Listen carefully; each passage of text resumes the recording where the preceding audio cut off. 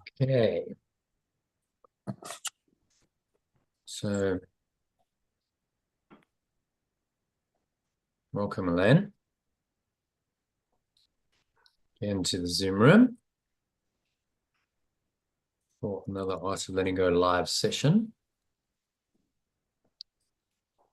So, let's dive in to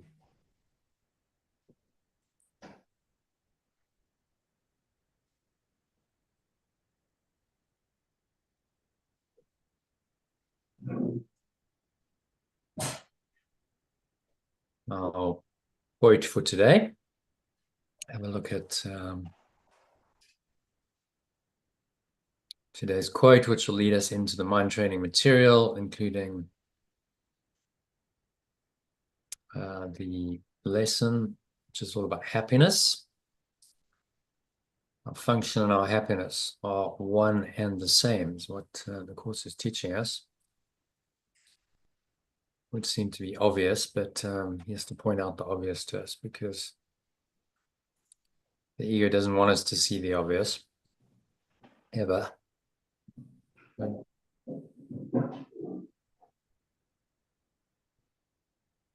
me share my screen with you.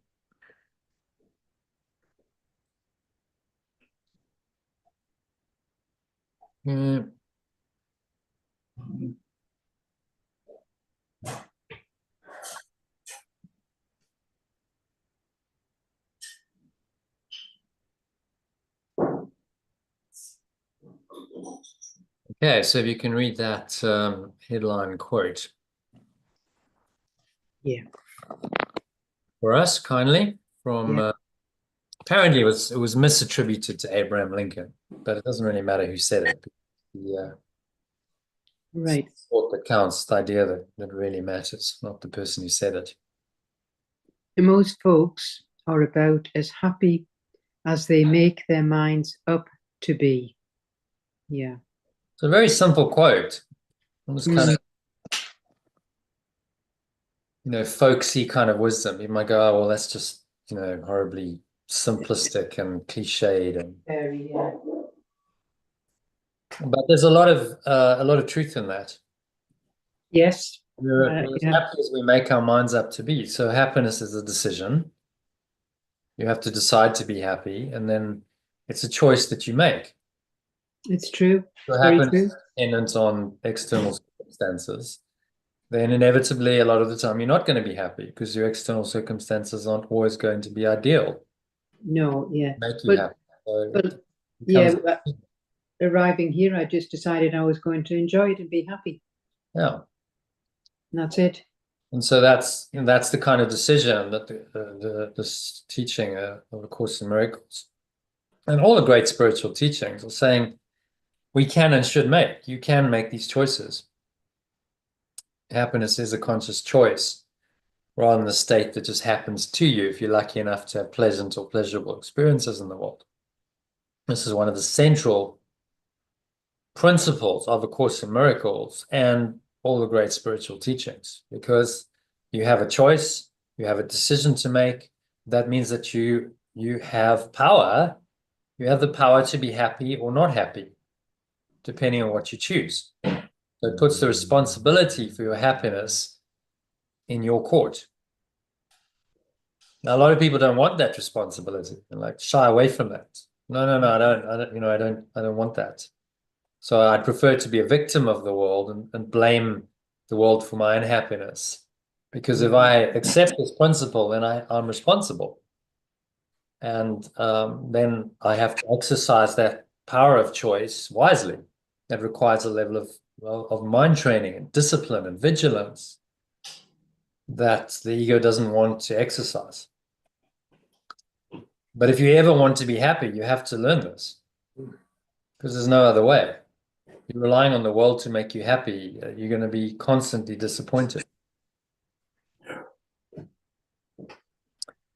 So I talked about a bonus session here, which is worth watching. We are listening to watching.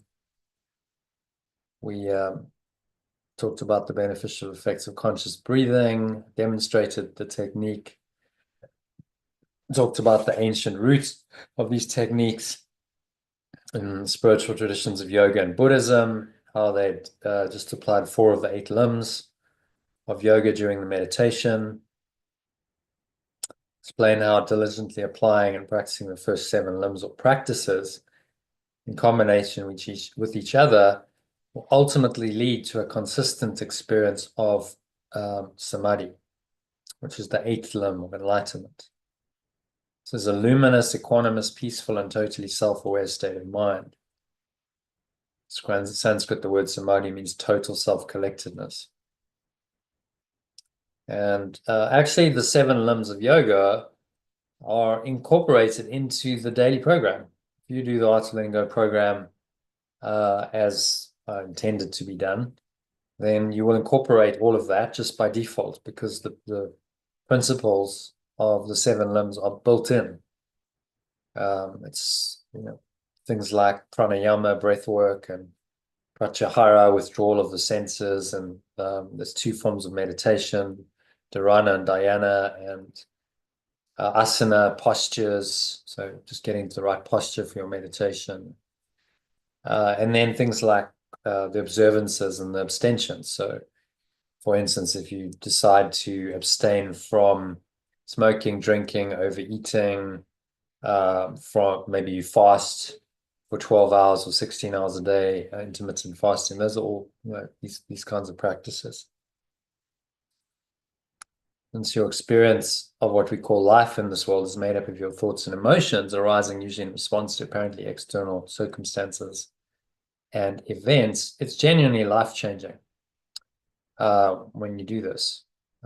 Transforms the way that you think and perceive everything and everyone, and that's what changing your life-changing really means. It's got to fundamentally change your perception, your mindset, your perceptions, your attitudes, your beliefs, your values, your goals, your dreams, your aspirations. Everything changes because you've changed fundamentally the purpose of everything.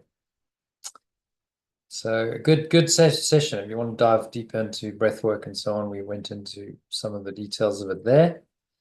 That leads us nicely into where we are currently in our session, and next on the agenda is today's lesson. So let's go into that, shall we? Workbook lessons.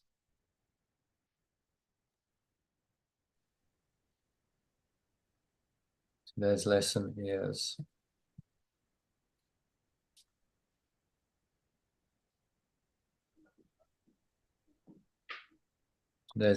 lesson 66. My happiness and my function are one. Or my happiness and my function are the same. Just to be really clear about it. They're one and the same thing. Which would seem to be obvious, but I think if you ask the average person, if you did a survey on the street in London, for instance, you said, what's your function in life? I think you would get all sorts of answers other than happiness, wouldn't you? Yeah. How many people would say, I only have one function, that's to be happy? And to awaken from the stream of, being a separate self in the process. I don't think you'd commonly get that answer. You'd get all kinds of other answers out of it. It would be interesting to do a survey, actually. Maybe I'll do that one day. I'll go to London or something and say, okay, I'm doing a survey. Ask people 3 questions. What's the purpose of your life? What do you believe your true function is? And Good question. Yeah, well, exactly. And just do a random sample, and I think you'd get a whole bunch of answers. Not, well, it's to be happy. There might be a few people who said that, but because the ego's given us all kinds of false functions. Oh, my function's to be a mother. My function's to be a good employee. My function's to be a parent, a partner. My function's to be successful in the world. My function's to be a breadwinner for my family, and so on. And so it goes. I think most people define themselves by those form-based functions, rather than happiness. And my only function is to be happy. So if I'm not happy, then I'm not fulfilling my function. Then my life is purposeless and meaningless. It's kind of a wake-up call when you realize that. I'm not living my life on purpose then. I'm missing the whole point. So a very simple idea, but to really accept this can be radically life-changing. And particularly women, this day and age. Like, your function, you told your function is to make everyone else happy. Your function is to serve others. Your function is to be a good Mother and supporter and carer, nurturer, etc. But no one tells you your function is to be happy yourself. That's not a message that comes through very strongly in our culture, is it? For men either. No. Well, I mean, when you're a Men tend youngster, to be a bit more like, well, yeah, I'm going to go and pursue my goals, and I'm going to go and do what I think makes me happy. Often they're deluded in that belief of what's going to make them happy, but it's maybe a bit more it's all a bit sort of, courage. when you're younger, it's a bit sort of fanciful. You're going to meet Prince Charming and live happily ever after with 2.2 children. Yeah, That's when you're a child. So yeah. it's all a bit fanciful. It's all stories. Hmm. But as you get older, I guess you just don't even think about it. No, you don't actually. I think that's the problem. Most people are unaware of, okay, they don't really ask these questions. So what is my purpose? What is my function in life? I just get up and I go through my day and I do what's in front of me. And usually that's form-based roles. We've all got roles we have to play. We're employees, we're partners, we're parents, we have friends, we have some kind of social standing, and so on. And so we play all these roles out, and we don't really have a question, well, what is my real function in all of this? If you start asking those questions, then that's the start of spiritual awakening. Because if you ask those questions, you're asking for answers, and then the answers will come in the form of these kinds of teachings. Okay, so your only function is actually to be happy. And you've just forgotten that most of your life.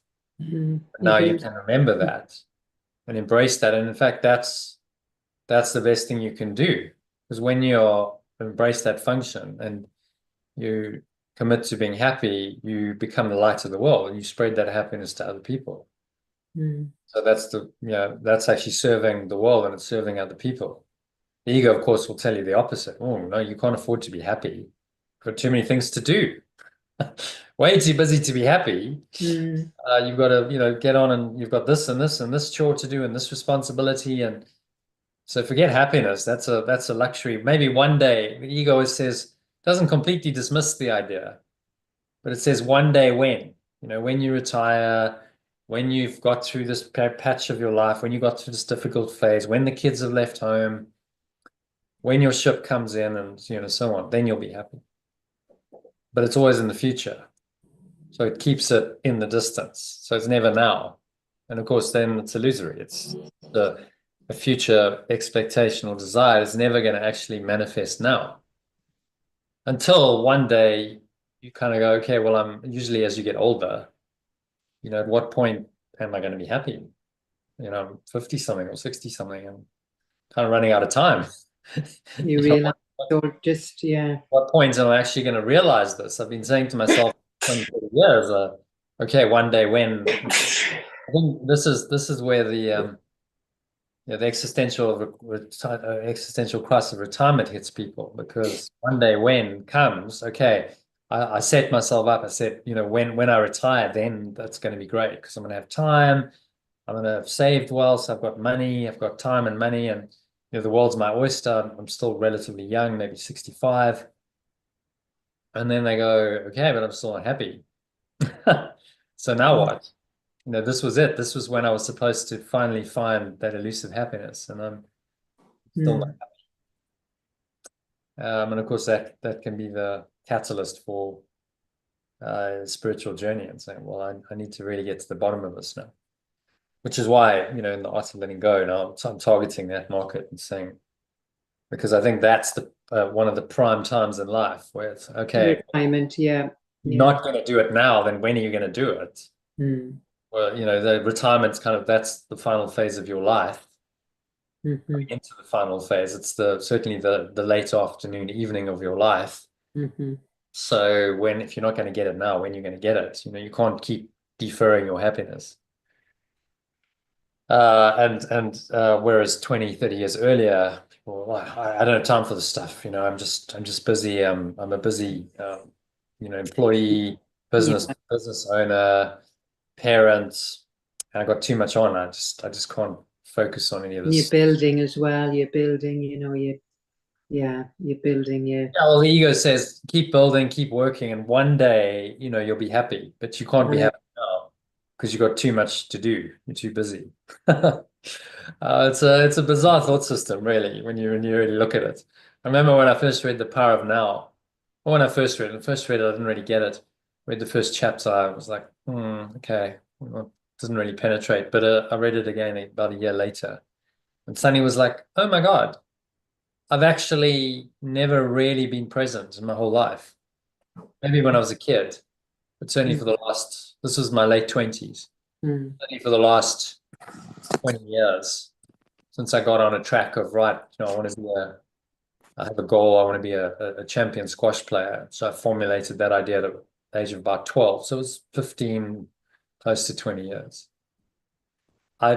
Everything was in the future. One day when I achieve this great goal, then I'll be happy. That was the sort of unspoken expectation. And when I read The Power of Now, I just went, wow, okay, so I've kind of just been missing my life then. Fortunately, I was quite young. I was only late 20s, so mm, I could get it and make some corrections, and I did. And I have to say I've enjoyed my life a lot more since then. Been much more present. mm, But what a tragedy if we go through our whole life. One day when we'll be happy, and then And then it's too late. there's that story of Ivan Ilyich, death of Ivan Ilyich. I think I mentioned it too. A short story by Leo Tolstoy that Wayne Dyer refers to in the Shift movie, and this judge who essentially dedicated his life to being, successful in his career. He's had a wife who was really a social climber type, and so he's followed her guidance and basically despised her because of what he felt she'd made him do, but he went along with it. He didn't have to. He agreed with it. And then he Mm, falls ill at quite a young age, I think. And he's on his deathbed. And his final reflection on his life is to his wife who's sitting there. He says, what if my whole life has been wrong? mm, mm, What if I got it all wrong? And then he dies. mm, Quite a great story. I mean, Leo Tolstoy was a genius. And very spiritually tapped in because it's designed to awaken you to kind of go, hang on, do I want to get to that point? Being on my deathbed and going, okay, maybe my whole life's been wrong. I got it all wrong. I didn't really ever live fully. And then the wake up call as well. I still have time. I could. I just need to change my mindset and my attitude and embrace these ideas and do these practices because, okay, my happiness and my function are one and the same. All right, conceptually, I get that. So how do I actually live that? That then becomes the question. How do I actually experience that? How do I be happy moment by moment? That's one of the fundamental questions of human life, isn't it? How can I actually be happy? Seems to be quite a difficult question. And the course gives us the answer. Of course, it's saying you can be happy by letting go. That's the only way you're going to be happy. But let's let Yeshua teach it to us in his own words. So there, you see, I'm incorporating your images into these documents now, so people can have a look at it, which is great. So there you have, the different wrappings. Do you want to read that? Just read that little passage. mhm. Yet there is more than just a connection between them. They are the same thing. Their forms are different, but their content is completely one. And so they've got different wrappings. There's happiness, and then there's function, Mm. and then there's the identical content, salvation, which means awakening, or Yeah. So yeah. they have a different box. Quite well illustrated, actually. So a lot of people are, well, my purpose, and then they get really obsessed about their purpose, and other people are like, well, I want to be happy, but actually they one and the same thing. When people understand that, then awakening starts. I remember teaching Sue this. She was like, well, I've always thought I had some purpose, and kind of waiting for that purpose to dawn on me, and it still hasn't. This was a few years ago. Late 60s. And I was like, well, your purpose is to be happy now and to go with the flow in life now, moment by moment. Oh, okay. Well, that's doable. I can do that. I don't have to wait anymore. I can just do it right now. Mm. Mm. You're like, oh, the lights come on. Yes, of course. Why do I want to defer it into the future, into some form-based function? I can be happy now doing whatever I'm doing. Now, does that mean that you don't have some kind of special function, and you can't, have some great task or purpose which you're called to do? No, you can. But nevertheless, don't forget that it's still about being happy now. If you're doing this task and this function and you're not happy moment by moment doing it, then there's a problem, because your happiness is being deferred into the future. Your great work, your great task, your special function, whatever you want to call it, should make you happy now. That's the point. So you're doing it, and it actually is part of a life of happiness in the now moment. And your function then unfolds moment by moment. And you're called on to do things, and yes, challenges will come, but you keep letting go, and you keep going back to the happiness that's within you, which is your only function, no matter what the challenges are. And then it starts to more make sense. Then it starts to gel, and you go, okay, it's not actually really complicated at all, is it? I don't just go and look for my purpose anywhere else other than right here, right now. Can I just find that lovely, peaceful, happy, contented state moment by moment in whatever I'm doing? That's what the art of letting go will do for you. Because if you can let go of anything that blocks that awareness, then your happiness and your function become one, and they merge, and you start actually experiencing it. This lesson becomes experiential rather than theoretical.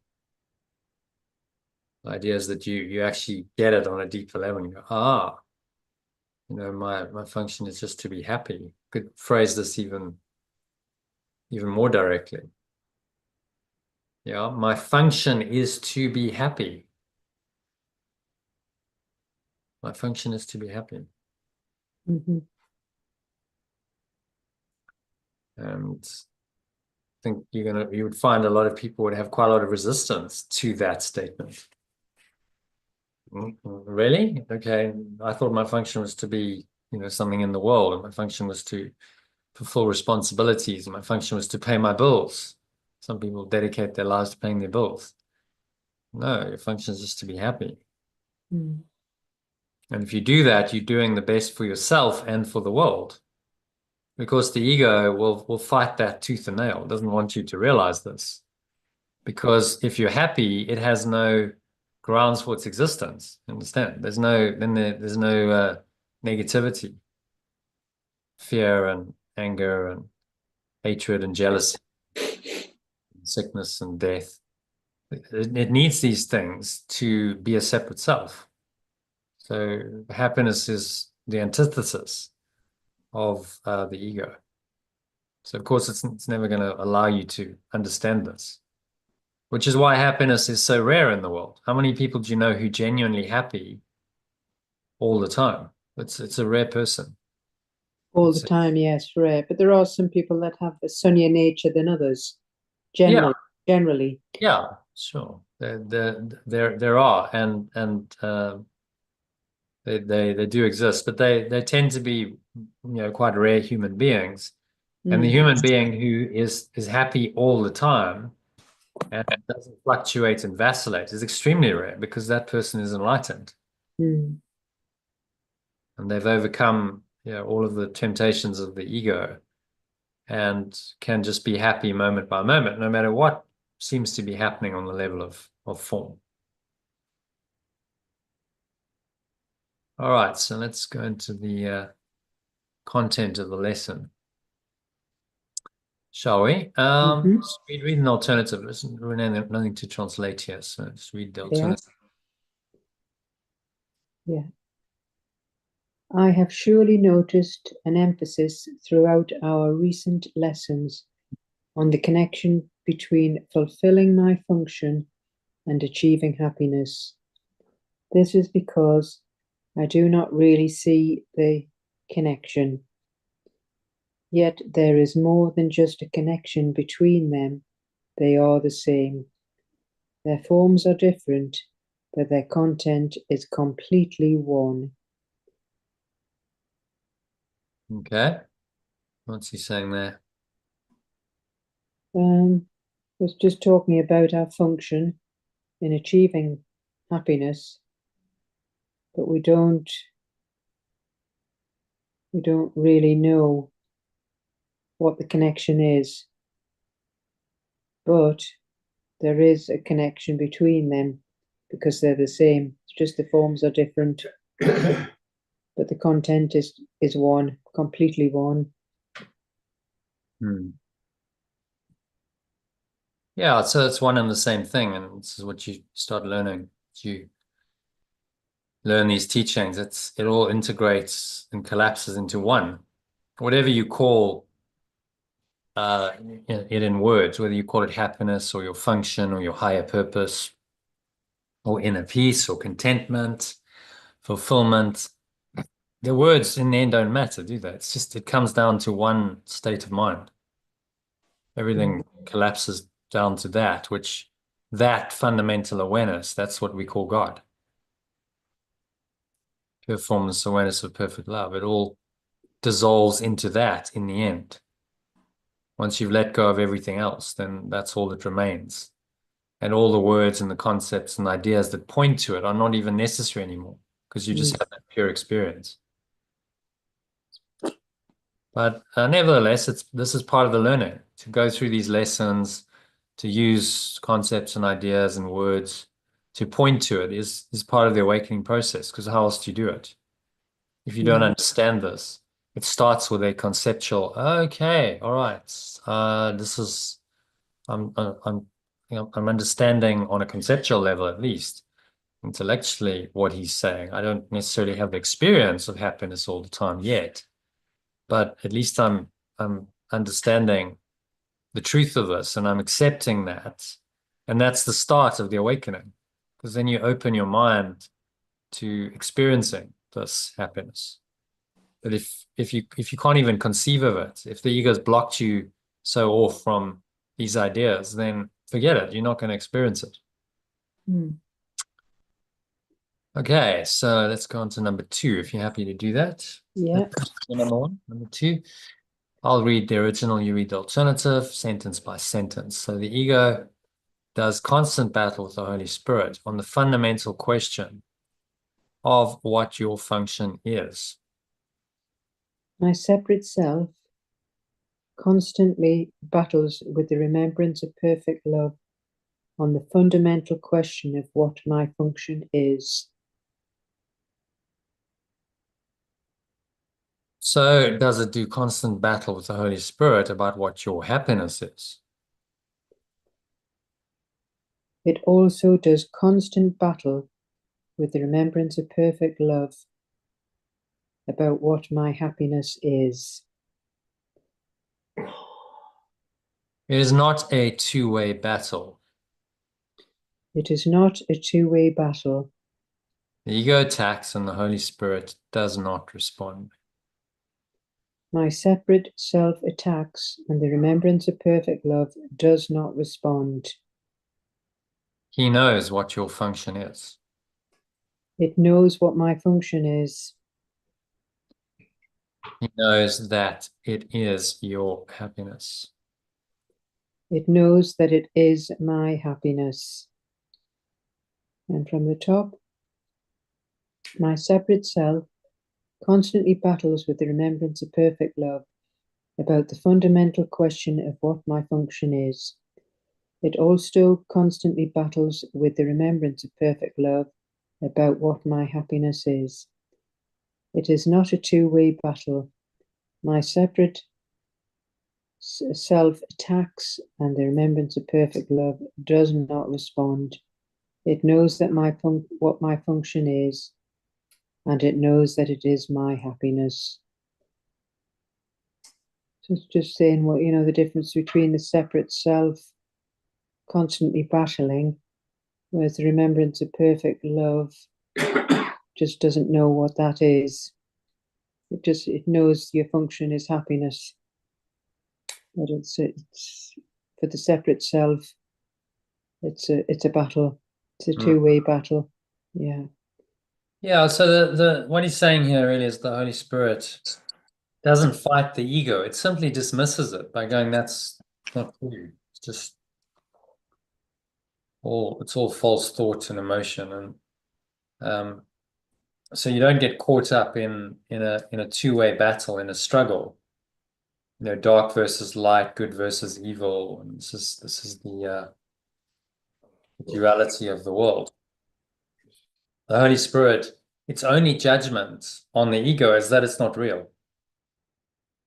And so it looks on everything the ego thinks and does and just says, this isn't true. You don't even exist. You're not even real.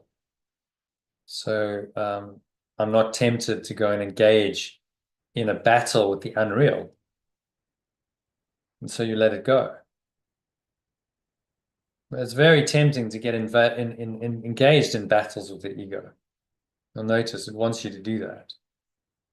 Because, of course, it makes your self-concept, the separate self, real when you do that. Because who's fighting now? You feel a sense of that identity now being strengthened in the fight against something else. Whereas the Holy Spirit just lets go and says there actually isn't anything. That entire thought system is non-existent. So it's a very important distinction there, Elaine.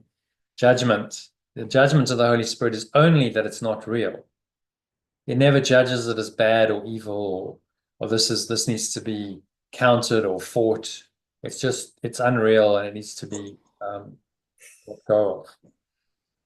And then it will guide you on the level of form as to how that should play out. What to actually do in the situation. Okay. So Number 3. yeah, you can just read it. There's really anything to translate there. I'll try in this kitchen first and yes. Okay. Yeah. I will try to go past the holy, meaningless battle today and arrive at the truth about my function. I will not engage in senseless arguments about what it is. I will not become hopelessly involved in defining happiness and determining the means for achieving it. I will not indulge my belief in separation by listening to its attacks on truth. I will merely be glad that I can find out what truth is. So it's just saying to go past the meaningless battle that we have with separate self and arrive at the truth about what our real function is and not engage in these senseless arguments about what it is and not get involved hopelessly in trying to define what happiness is and how to achieve it. So we don't indulge ourselves in these concepts from the separate self, because all you're listening to is really the attacks on the truth. Yeah, and the ego can speculate endlessly. Happiness lies in this and in this. You listen to ads, sometimes you get these ads popping up on YouTube if I'm listening to music, and there's one ad for booking.com, and it's kind of interesting because it's like, well, I could be it's a lady called Tina. Well, I could be, this Tina. I could be so many different Tinas. I could go here and I could be this Tina, and I could go here and I could be this Tina. I could go to Italy and I could be Vespa Tina. I could go to City and I could be Slick Tina. And there's like 4 or 5 identities, and this is how they're selling it. I'm sure probably the ad's probably quite successful, because essentially what they are marketing to people then is a self-concept. It's a false self-concept, because none of that's true, but it's the idea that you can create yourself, and yet you can create, your own happiness by going somewhere, by being someone different. You see, it's clever. They say if you go somewhere, then you become someone different. Now you have a different identity, and that identity is better than your current one. So you're going to be happier. It's very subtle in the marketing. That's what they're telling you. But it's spurious because your identity actually doesn't change. And so you might go away on a holiday and find for 2 weeks, well, I do feel a bit happier. But then I come back to my normal everyday environment, and I'll often feel a letdown, feel disappointed. What's what they call the post-holiday blues. Yeah. Because I got my happiness from the external, from a change in situation, a different country, different location. That's a change. Oh, okay, so this is good, but it's all externally oriented. And it feeds a false self-concept of, oh, well, now, I like traveling. And some people then get addicted to travel because they're really addicted to the feeling it gives them, not the places, the traveling, which can, traveling can be a bit of a drag. You've got to travel and get on planes, but it's the feeling that they get when they get to a new place. They go, oh, this is amazing, and it's so beautiful, and there's lovely beaches, and the weather's better, and then I feel expanded, but it's all externally driven. And then they go home, and then of course they're like, okay, well now it's externally driven, but I'm back in my old environment and I don't really like it very much, and now I feel depressed because I haven't actually found happiness within me. Happiness was always external.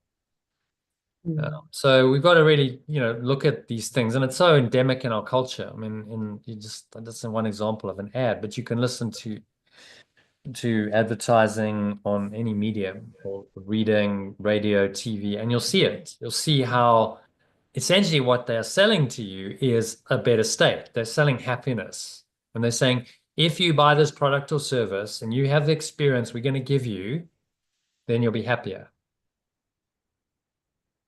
If it's consumer oriented, if it's B2B, it's a bit different. It's like, okay, well, you need a CRM system for your business. But, there's still an underlying, well, you'll be happier as a person once you get our CRM system, because you'll have everything sorted and everything's going to be working. You'll be in a happier state. So really everyone's selling happiness, a better state of mind, a better happiness, as the ego defines it. And then, people buy into it literally all the time. Because they pay money because, oh, if I do that, then I'll be in a better state. I'll be happier. If you realize that actually nothing can give you that happiness except a change in mind, it's kind of the end of all that seeking. You don't need to go and have experiences and buy things to give you happiness in you, because it's right here, right now, in your own mind, in the now moment. So read the next one. My function must bring me happiness. Yeah. My function must bring me happiness. We will not engage in ceaseless arguments about what happiness is. We will not become hopelessly involved in defining happiness and determining the means for achieving it. Just like when a fan rotates, i.e., performs its function, it generates air. So there's a diagram of the function, and then there's the Quite a nice analogy there. Okay, Mhm. so you know the fan does its function, which is to spin, and then it moves the air, and that moving air is the happiness. So you perform your function, happiness will come automatically. When we perform our God-given function, which is letting go, being in the now, connecting with our source by letting go. That's our God-given function, moment by moment. Then we must experience happiness. We don't have to go and seek happiness. There's a great quote which I've used before about the butterfly. But when we just sit quietly and allow happiness to alight upon, if we seek it, then we're Let's see if I can find it for you. Seems to be a bit slow, but if we will just sit quietly, then happiness can alight upon us, which is just gonna do it anyway. Okay.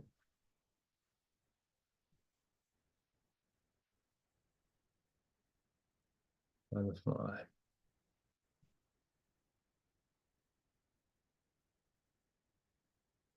Let's see if we can find it.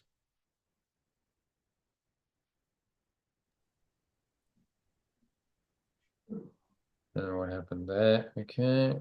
Nothing really happened there.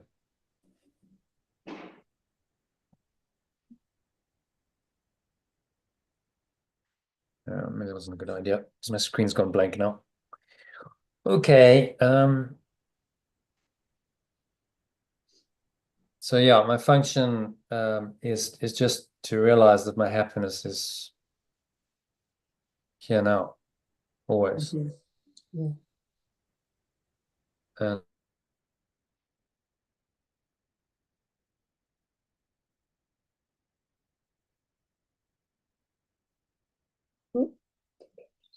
I think I've lost you there.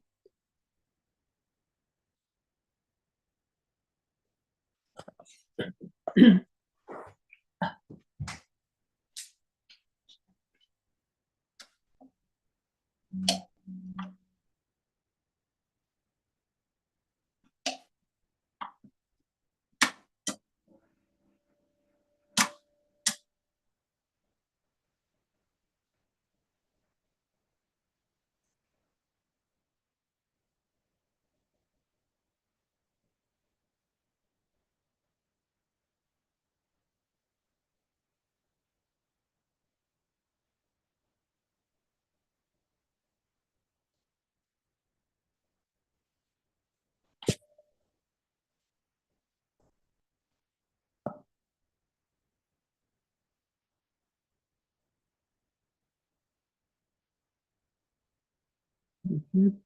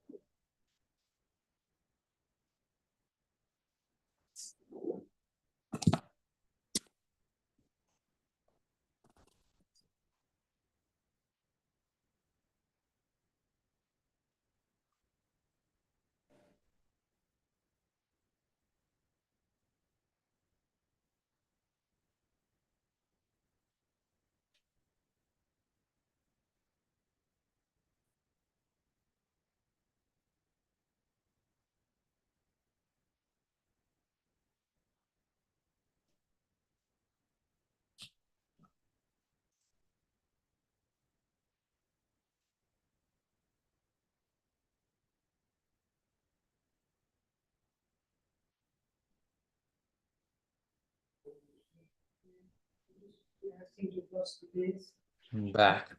Oh yes, yeah, I'd lost you there for a bit. Yeah, sorry, my Yeah, no, one app too many. I just left a message saying I couldn't hear you, but yeah, just obviously internet. I opened one app too many, that was the problem. All right, so let's go back into here.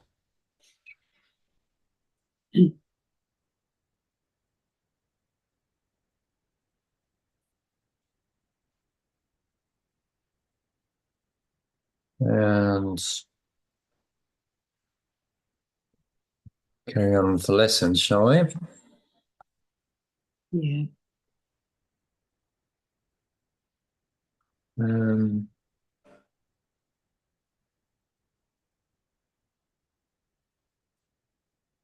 Lesson 6.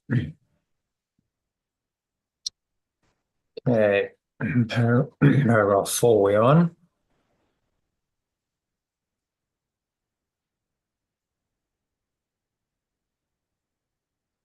Okay, so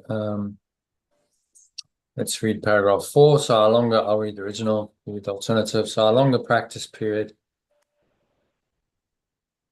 today has as its purpose your acceptance of the fact that not only is there a very real connection between the function God gave you and your happiness, but that they are actually identical.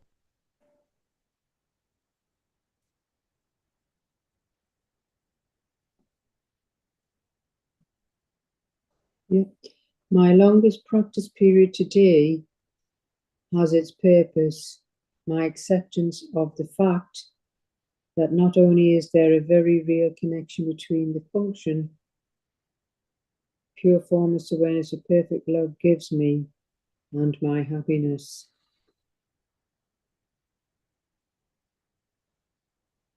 Yeah, but that they are actually identical. Oh, but they are actually identical. God gives you only happiness. Pure formless awareness of perfect love gives me only happiness. Therefore, the function he gave you must be happiness, even if it appears to be different. Therefore, the function it gives me must be happiness, even if it appears to be different. Today's exercises are an attempt to go beyond these differences in appearance and recognize a common content where it exists in truth. Today's exercises are an attempt to go beyond these differences in appearance and recognize a common content where it exists in truth.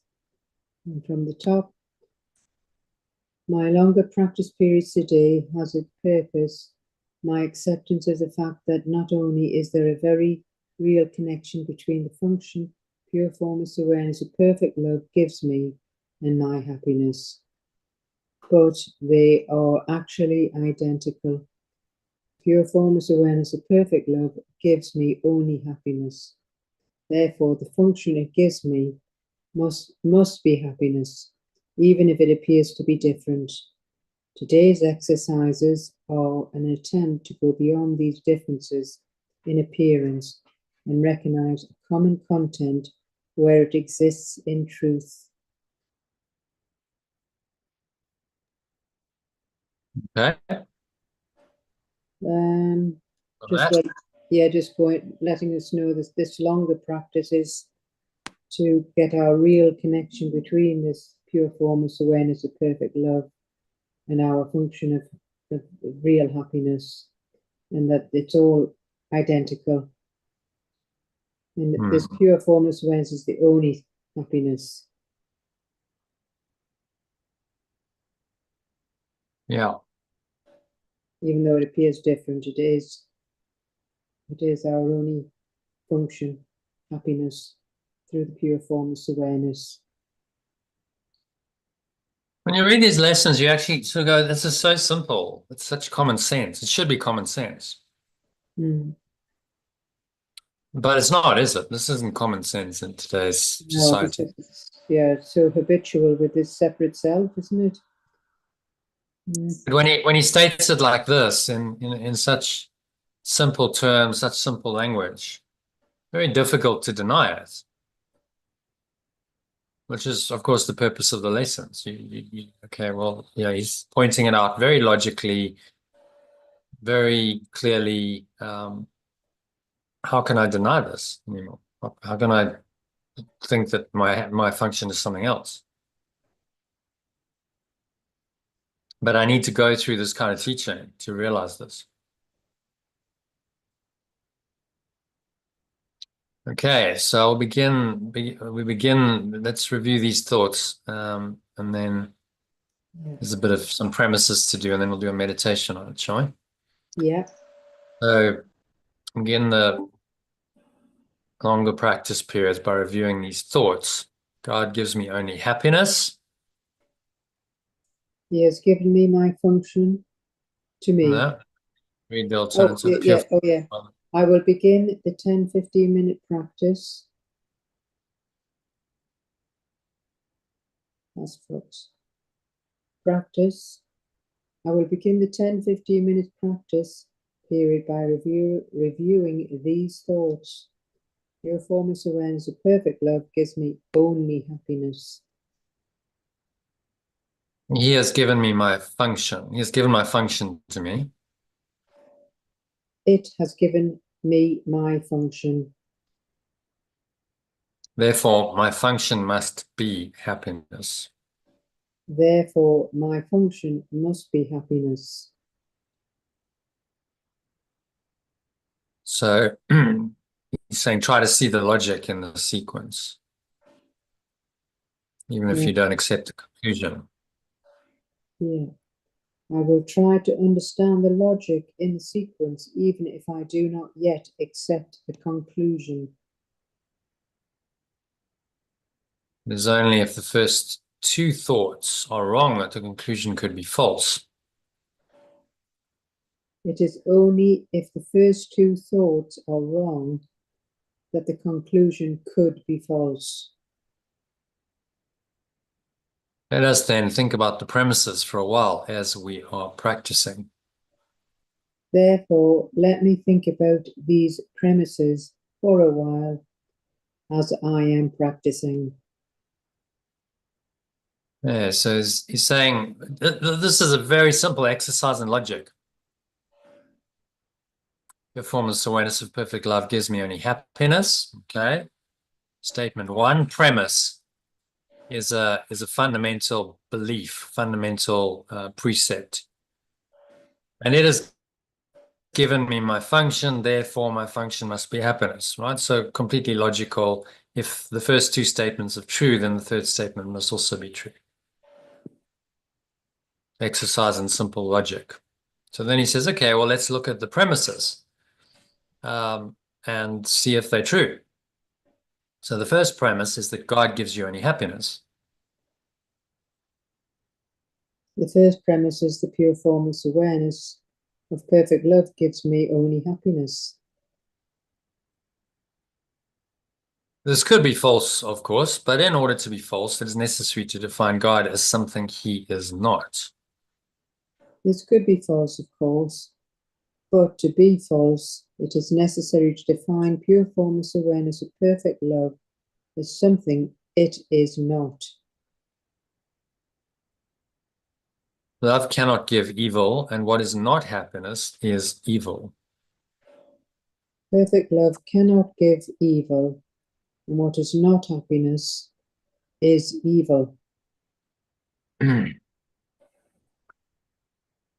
Yeah, and remember, evil is just means to live backwards. It's to live backwards. When you're evil, then you're just confused about life. It's life lived backwards, using the ego now as the guide rather than the Holy Spirit. So just fundamental confusion about who you are, about the purpose of life, about everything. But yet that confusion can be so deep and dark that, then we see these so-called evil people and the acts that they do in the world. We go, that is, well, there's the demonstration of evil, but it all comes from an upside down, backwards thought system that they believe in that motivates those so-called evil actions. What he's saying here is very clear. If it's not happiness, anything that's not bringing you happiness is of the ego. It's living backwards. It's upside down, and so therefore it's evil. So God cannot give what he does not have, and he cannot have what he is not. Pure formless awareness of perfect love cannot give what it does not have, and it cannot have what it is not. Unless God gives you only happiness, he must be evil. Unless pure formless awareness of perfect love gives me only happiness, it must be evil. And is this definition of him you are believing if you do not accept the first premise? And it is this definition of it I am believing if I do not accept the first premise. And from the top, the first premise is that pure formless awareness of perfect love gives me only happiness. This could be false, of course, but to be false, it is necessary to define pure formless awareness of perfect love as something it is not. Perfect love cannot give evil, and what is not happiness is evil. Pure formless awareness of perfect love cannot give what it does not have, and it cannot have what it is not. Unless pure formless awareness of perfect love gives me only happiness, it must be evil. And if I do not accept the first premise, it is this definition of perfect love I am believing. Okay. What's he saying there? It's just talking about this first premise, about it being the pure formless awareness of perfect love that is the only happiness. So it could be false, of course, but it is necessary to, where's it going? To define pure formless awareness of what it isn't. So it's just saying that if it's not happiness, then it's the opposite of it's evil. Hmm. Yeah. A lot of people make God responsible for everything in the world, which is a dualistic God. Saying, well, God is all in all. God is both the light and the dark, and so it's all part of this, part of reality. It's all part of God. But that's a fundamental misunderstanding of God, because then you've then made God into something that's evil. God is schizophrenic. God, on the one hand, is love, but then God can also be evil and cause pain and suffering and misery and unhappiness in all of its forms to his creations. Well, what kind of a God would do that? Completely, sadistic, evil God. And that's what it appears that the ego is. So this really, goes to the core of religious thinking, and it's the central problem that most traditional religions face, and they can't really answer the question. Well, then, if God is only love and God is only good, and they accept that, then how can there be evil? That's the question, isn't it? Mm. And they can't really answer that question, because the only way of answering that question is by realizing that evil isn't real, by then dismissing the entire illusion as what it is, as a false reality that has nothing to do with God. So God is then not responsible for any of the illusion. That's the only way out of that apparent paradox. If God is only love, then God could not create the world. You can't say God is love and God is the creator of the world. But those two statements contradict each other. You see that? Mm. It's one or the other. If you believe God is love, then God had nothing to do with creating a sadomasochistic, insane world. Therefore, that world must be illusory. That world isn't real if God had nothing to do with it. Therefore, you can let it go and restore your mind to God or true reality, which then becomes your only task, your only function in an insane world is to do that, to let go of your misperception the world is real and restore your mind to true reality. So this logic is simple, but again, how many people understand it? How many people have really accepted and gone through these simple logical exercises? Very few. It raises, a fundamental paradox, a fundamental split in the mind that most people don't want to look at. Just sort of want to gloss over it. Even people who are on a spiritual path. I told you about that one guy who was like, well, you can have both. You can have God, this eternal, infinite, loving presence, and you can also have and both are real. And so we try and fudge it and have the best of both worlds.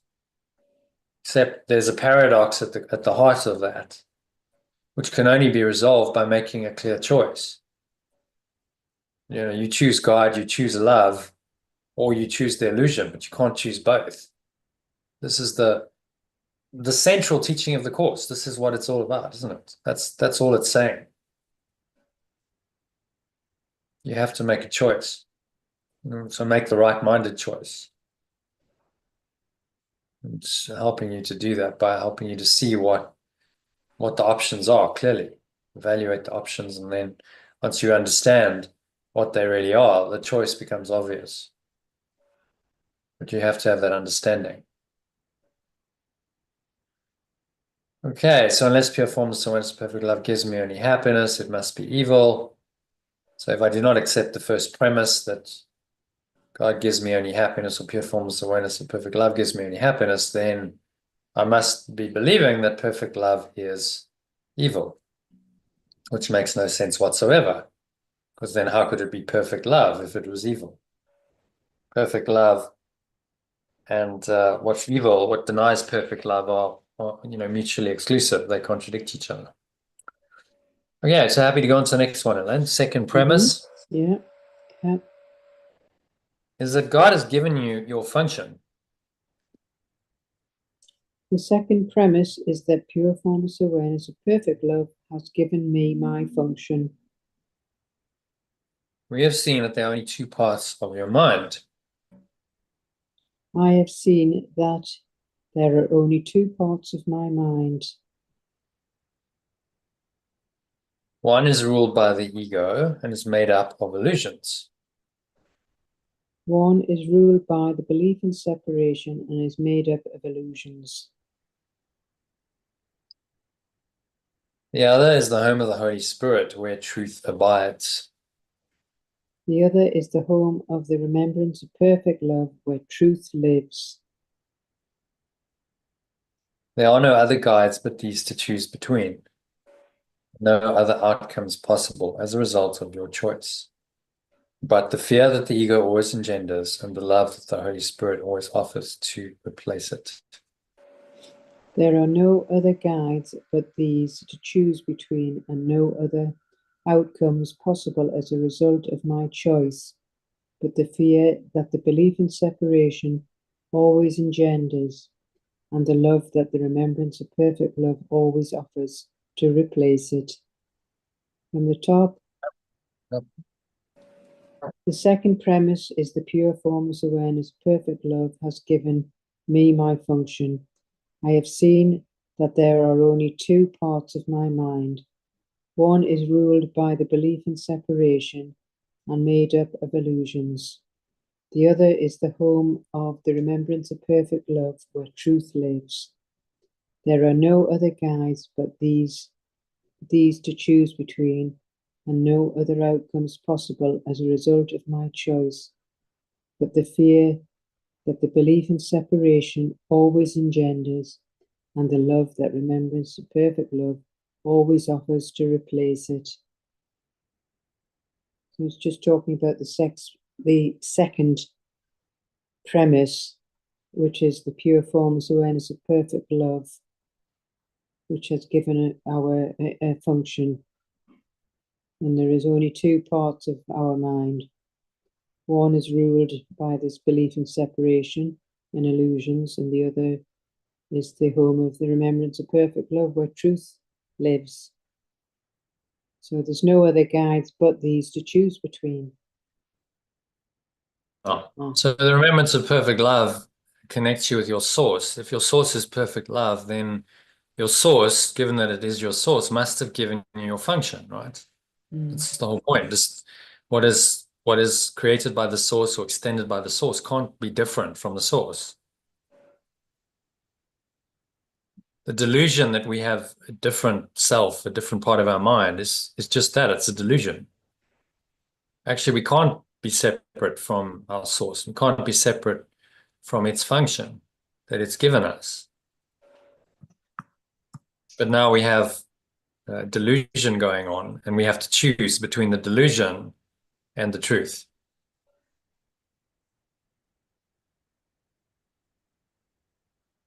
Delusion engenders fear and separation from love, and remembrance of perfect love just reminds us of the love that we are, of our source. That this is actually we're perfectly safe in love. Everything's fine. There's no guilt, there's no sin, there's no pain, there's no suffering, there's no sickness, there's no death. None of that really exists. It's just a delusion based on a crazy idea that you can actually be separate from this love. And now we have a clear choice to make between these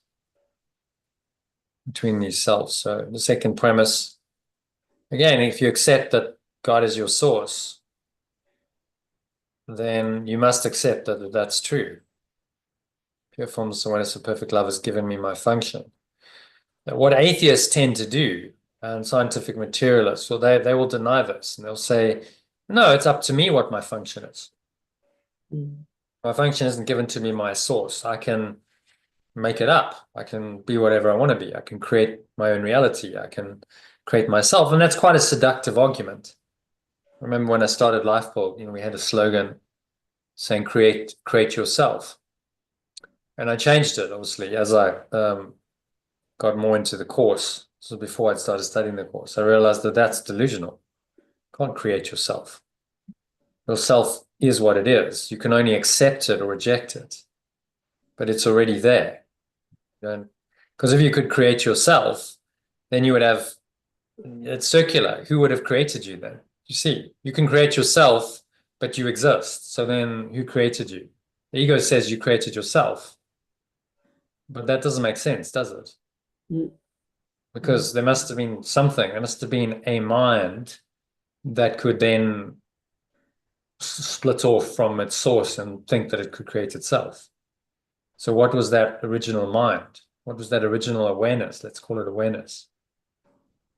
That pre-existed any attempt to self-create. There must have been something there in order for us to then split off from that and now deny it and go on this whole crazy delusional path down the ladder of separation. But something must have been there initially. And this is something that people don't want to see. Scientists, scientific materialists, they don't want to acknowledge that. As Rupert Sheldrake says, they give you one free miracle. Okay, so all matter and energy comes into existence in one blinding flash they call the Big Bang.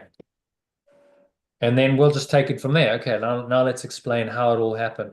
But hang on, let's just back up to that blinding flash. What caused that? Where did that come from? What pre-existed that?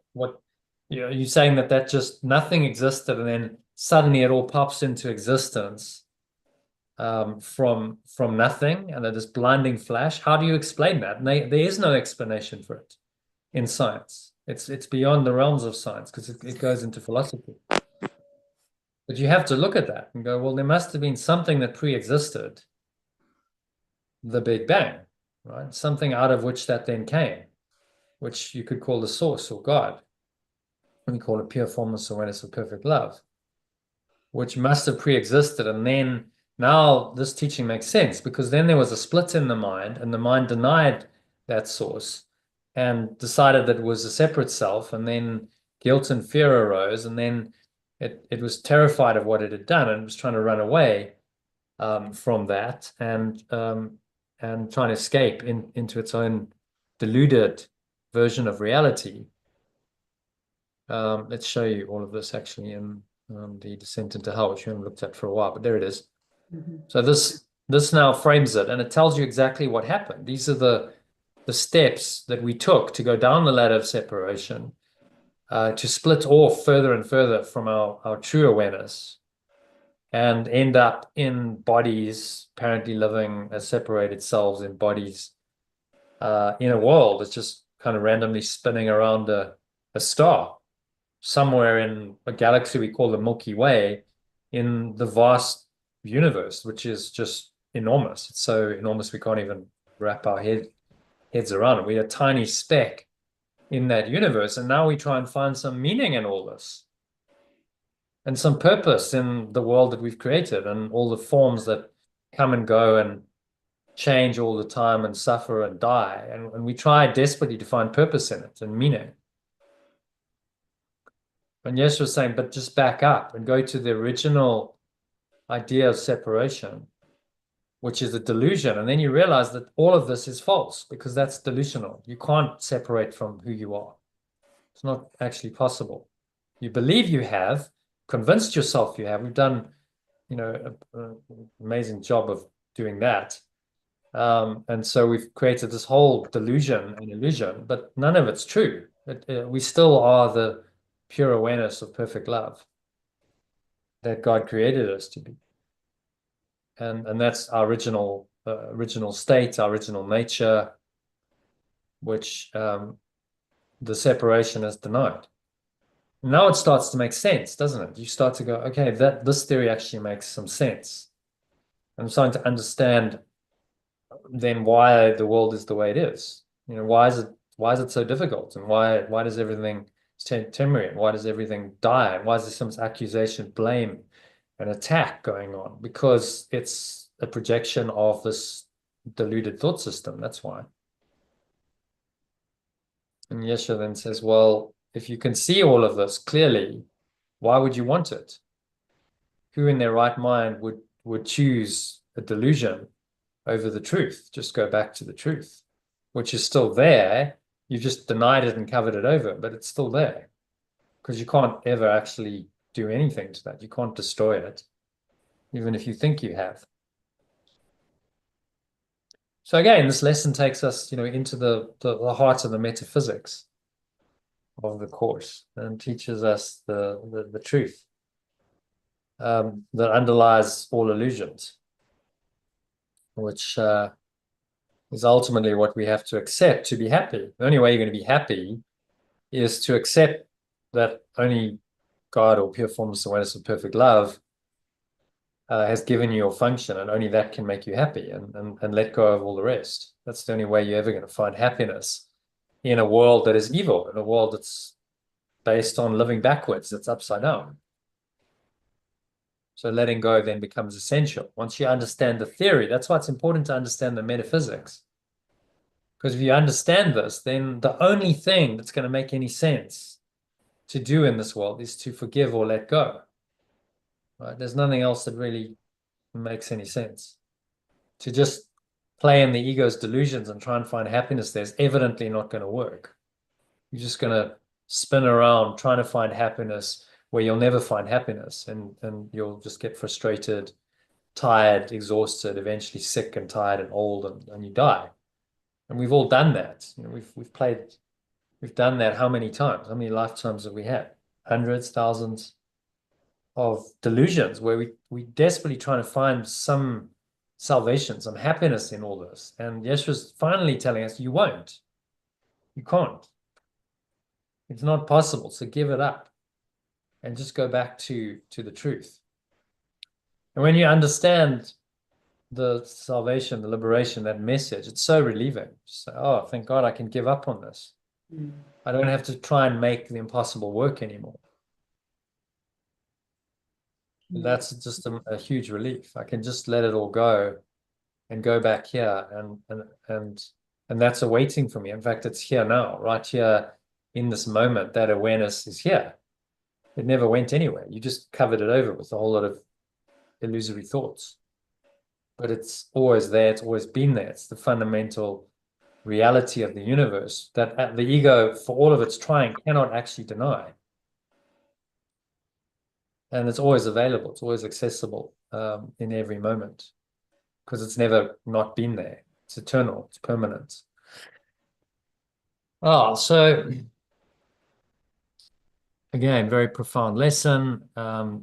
These premises take us into the very heart of the metaphysics, even though they're dealing with very simple ideas of happiness. That's where you have to go to understand this. Okay, so let's carry on, shall we? Number 8. Thus it must be that your function is established by God through his voice, or is made by the ego, which you have made to replace him. Therefore, it must be that my function is established by pure formless awareness of perfect love through its voice, or is made by the belief in separation, which I have made to replace it. Yeah, which is true.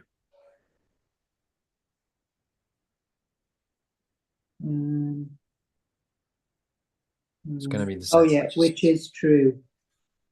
Unless God gave your function to you, it must be the gift of the ego. Unless pure formless awareness of perfect love gave me function to me, it must be the gift of the belief in separation. Does the ego really have gifts to give, being itself an illusion and offering only the illusion of gifts? Does this belief really have gifts to give, being itself an illusion and offering only the illusion of gifts? And Up the top. therefore, it must be that my function is established by pure formless awareness of perfect love through its voice, or made by the belief in separation, which I have made to replace it, which is true. Unless pure formless awareness of perfect love gave my function to me, it must be the gift of the belief in separation. Does this belief really have gifts to give, being itself an illusion and offering only the illusion of gifts?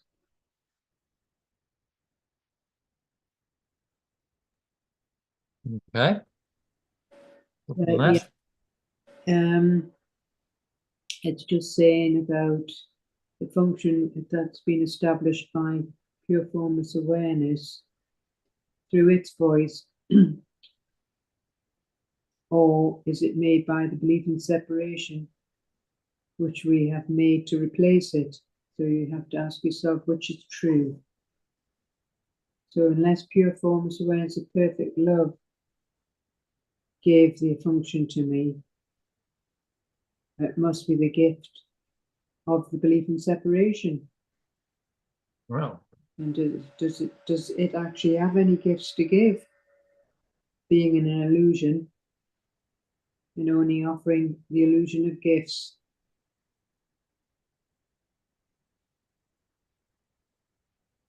so he's asking us to question it. So, does it really have any value? Does it offer us anything? Or if it's an illusion, maybe it's all of its apparent gifts are illusions. Why they don't last? Why we get disappointed? All the gifts of the ego will ultimately disappoint us because they're not real, so they don't last.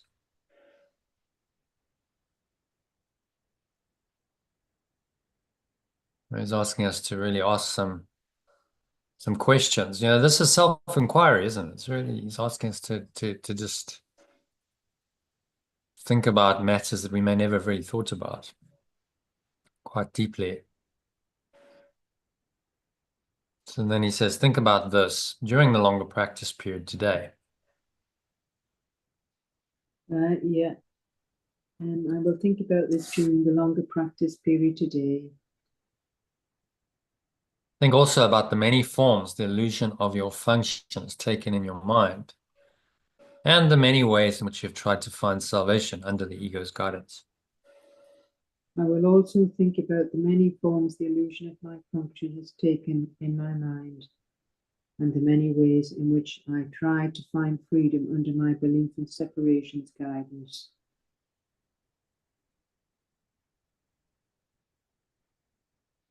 Did you find it?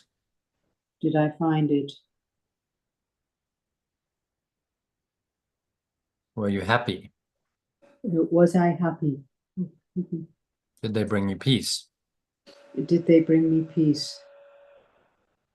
We need great honesty today. I need great honesty today. We should remember the outcomes fairly and consider also whether it was ever reasonable to expect happiness from anything the ego ever proposed. I should remember the outcomes fairly and consider whether it was ever reasonable to expect happiness from anything my belief in separation ever proposed.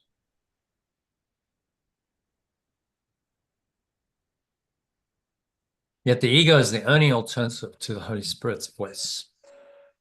Yet my belief in separation is the only alternative to the remembrance of perfect love's voice. I will think about the longer practice period today.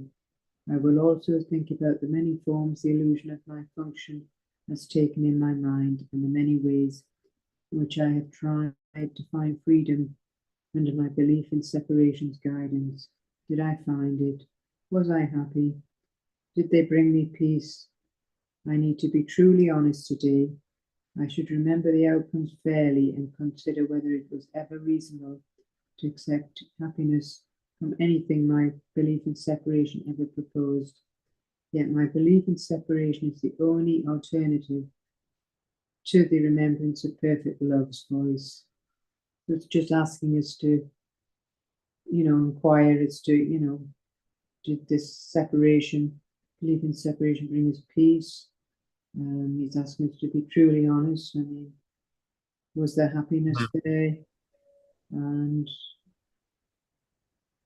remember, the second requirement of characteristic of God's teachers is honesty. Yeah. And that's really self-honesty. Starts with self-honesty. And then, that honesty will extend to others. You're honest with yourself and you can't be dishonest with others. But there's a lack of honesty, self-honesty in most people because they don't ask these questions. If you really ask these questions, did you find happiness under the ego's guidance? No. If you're honest about it, no one's ever found happiness. Pursuing the ego's goals, worldly goals, expectations, desires, in the end, they all fail you. Why? Because whatever happens, you're going to die at some point. So none of it lasts. It may temporarily seem to offer you something, but then it all comes to nothing in the end because people die. You die. All of your so-called loved ones, special, your special relationships, everyone dies. It's a sobering reality. Most people don't want to face it. If you really look at it, then you see that this is a thought system that can never bring me happiness. It's never going to work. Because there's always going to be the disappointment because nothing lasts. So I might temporarily get, some supposed happiness. But if I'm attached to the dream, it's going to turn and then I'm going to have unhappiness at some point. It's inevitable. Because nothing here lasts. It's always changing.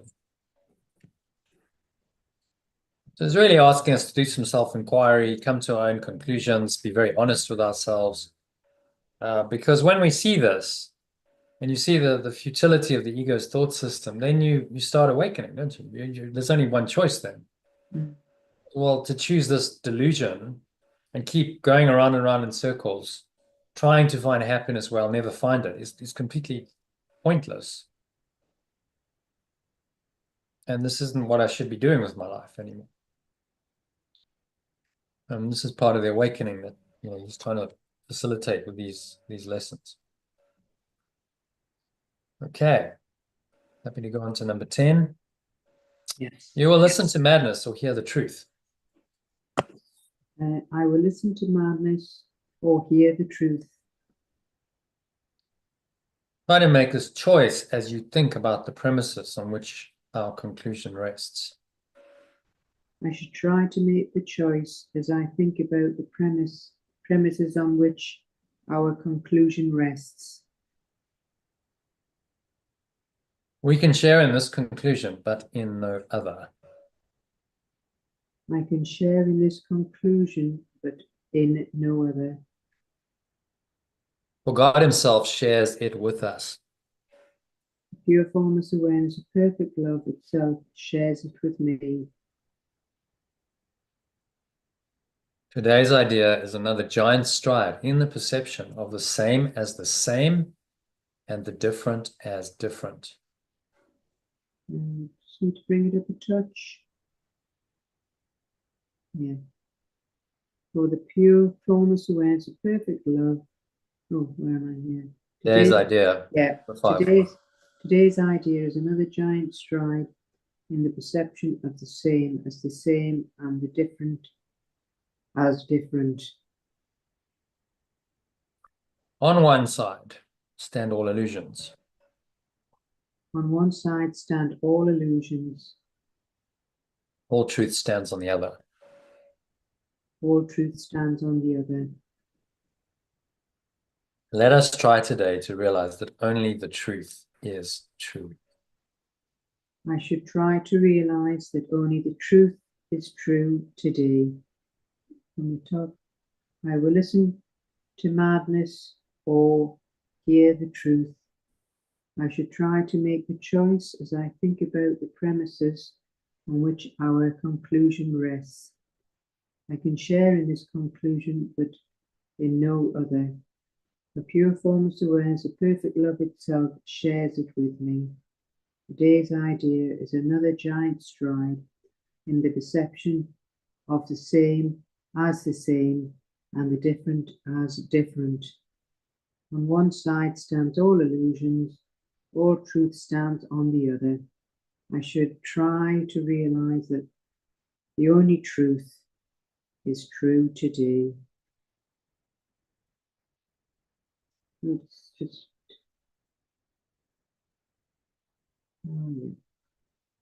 let's just say the function is the action for which a person or a thing is specially fitted. And this is our function. Our function on earth is, it's got a little child and a mother. God's son, a child, a parent, a partner, or employer. To give and to heal. To extend love and to thereby induce healing in others. To accomplish something inside others. And then it's got, we are God's son, are specially suited to carry out these actions. Our function is literally our happiness. Not doing our function is the cause of our unhappiness. Yeah.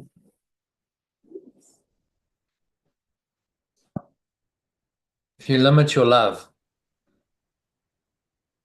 in any way, you block this loving awareness from flowing through you, which we do all the time. You know, that's what the ego does. It's stock in trade.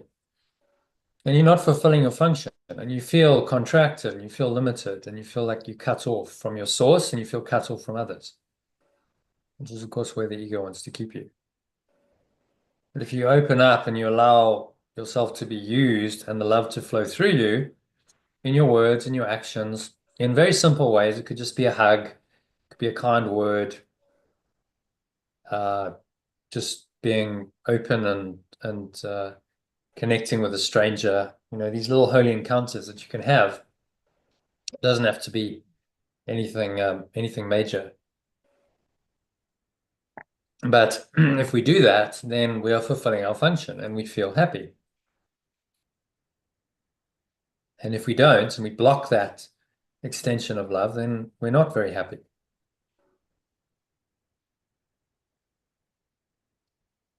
It's really quite simple. but it does require a vigilance because it's a choice in every moment. But to notice when you block and you stop the flow of love. That's what he's asking us to become aware of. Become aware of the blocks to that awareness of love's presence that block the flow. And when you're aware of those, make another decision. Decide again. Say, no, I don't want these blocks. I'm going to let go. I'm going to allow love to extend through me in the situation, however that looks.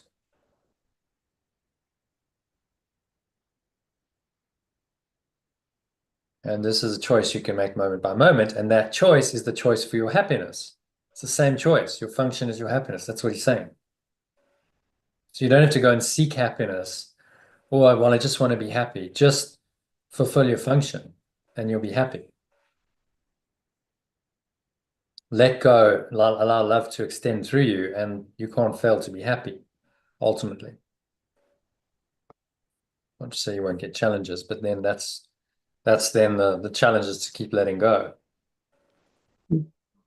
Yeah. So really, it's a beautiful lesson, so simple, but yet so profound.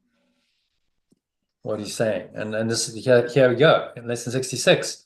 You want to know what's the key to happiness? How do I be happy in my life? Well, there you go. Here it all is. Just study it. It's all there. It's freely available. You've just got to understand this and actually apply it in your life. You apply it by letting go of whatever is blocking the awareness of love. That's where the forgiveness or the letting go comes in. Okay, and then there's just one more paragraph. So in the shorter practice periods, he's saying do twice an hour. As I said, most people don't do that. But if you can remind yourself twice an hour, all the better. My happiness and my function are one because God has given me both. Read the alternative. Just read number 2. You don't have to read number 1. My happiness and function are one because pure formless awareness of perfect love gives me both. So just a reminder, okay, so my happiness and my function are one. My function in the situation is to be happy. And I'm happy when I extend love. It's very simple.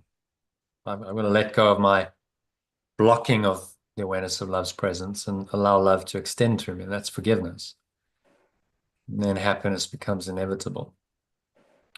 You're saying it, doesn't have to take more than a minute. You just repeat these words, think about them. And you say them, and he's right, but it's to remember. Remember to do it every half an hour. That's the problem because our minds get busy with other things and distracted from our purpose. So the more we remember to practice, the more we are remembering our true function in the illusions of the world, which is why he's recommending that we practice regularly, hourly. Because just that moment, okay, I'm taking even a few seconds means that I'm remembering my function in that moment, that there's something else besides the ego. And the more that I do that, the more that I strengthen that in myself, the more I start to awaken from the ego's growth.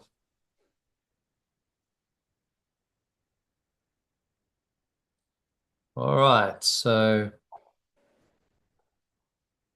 there is a quick summary. Let's read that quickly. We won't dwell on it. Yeah.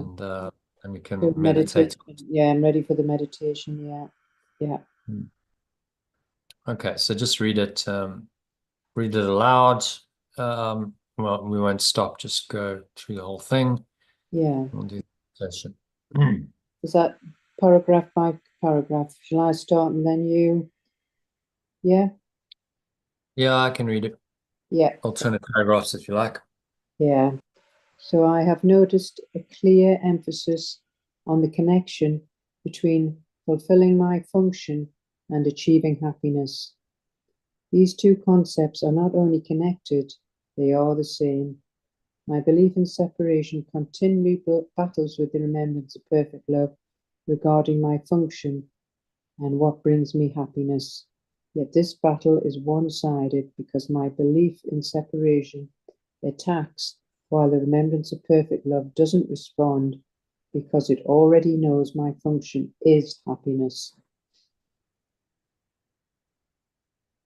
Today, my aim is to move beyond this pointless conflict and find the truth about my function.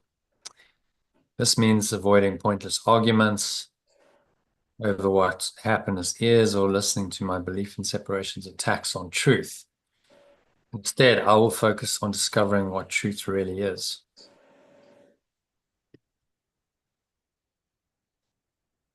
During today's longest practice period, I will accept that the function given to me by pure formless awareness of perfect love and my happiness are actually the same. Pure formless awareness of perfect love gives only happiness. So my function must be happiness, even if it appears to be different. This practice will help me recognize the common content beyond these surface appearances. I start my practice by reflecting on these thoughts. Pure formless awareness of perfect love gives me only happiness. It has given me my function, so my function must be happiness. I will try to see the logic in this sequence, knowing that the conclusion can only be false if the initial premises are false. The first premise is that pure formless awareness of perfect love gives me only happiness. This premise cannot be false unless I redefine pure formless awareness of perfect love to include evil. The second premise is that pure formless awareness of perfect love has given me my function, given that these are only two parts of my mind. The part ruled by my belief in separation and made up of illusions, and that part is home to the remembrance of perfect love where truth resides. It is clearer to me where I should put my focus and attention. And the key message, shall I read that? Yeah, you read that. It's a nice overall summary. Yeah. My function and my happiness are the same because pure formless awareness of perfect love gives me only happiness, and it has given me my function. My belief in separation constantly attacks, but the remembrance of perfect love knows my true function. By constantly keeping this truth in mind, I will come to understand my real purpose and be consistently happy.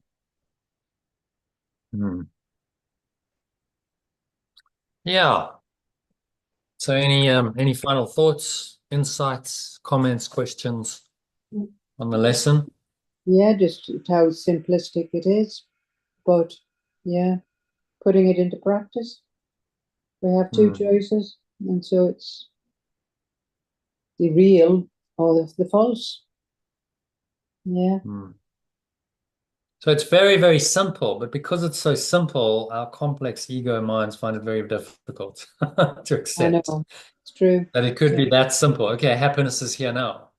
And the ego goes, well, nothing much is happening here. I'm just kind of in my normal daily life. What do you mean? Because it's so attached to the external world that it's looking for something to change there, to be happy. And it forgets that Not going to make it's any forgotten the underlying reality, the screen onto which all of it's projected. That's just happy. If you're in that awareness, doesn't matter where you are. just naturally happy. There's no like seeking happiness anymore. When I had that sort of revelatory experience, it just, I mean, it was amazingly peaceful and happy, but there was no sense of seeking it. I didn't need to seek it. It just was what it was. Just was a state where everything was perfect and there was no unhappiness. It was just a pure awareness of that we could call happiness. Again, all the language, happiness and peace and love and joy and whatever you want to call these states, they collapse eventually into that awareness, which just is. and it's beyond words. But while we're learning it, we need these words and we need these ideas and these concepts, and he's helping us with this process of awakening our minds through the language, through the words, through the concepts. So we can start to realize on a deeper level it's there now. It's right here, right now. It always has been. It's never gone anywhere.